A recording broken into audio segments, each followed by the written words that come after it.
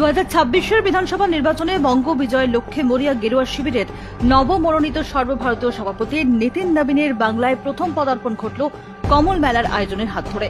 বিখ্যাত সঙ্গীত শিল্পী মোনালী ঠাকুরকে এনে আলোয় আলোকিত গোটা রাজীব গান্ধী স্মারক ময়দান, লক্ষ টাকার আতশবাজির প্রদর্শনী, বাচ্চাদের জন্য বহু জয় রাইড, বিনামূল্যে ঘোষণা। গোটা স্টিল টাউনশিপের রাস্তায় বড় বড় হোর্ডিং, ব্যানার দিয়ে মুড়ে ফেলেও অযোধ্যার রাম মন্দিরের আদলে মণ্ডপ তৈরি করেও হল না ভিড়।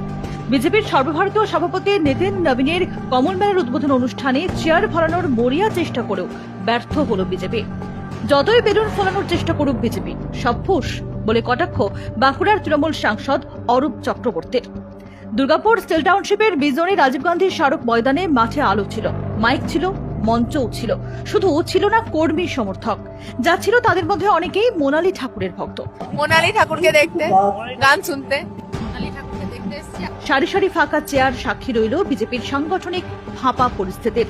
জনসমর্থনের অভাব থাকতে তারকা খ্যাতির আশ্রয় নেওয়া হলেও বাস্তবতা লুকোনো গেল না।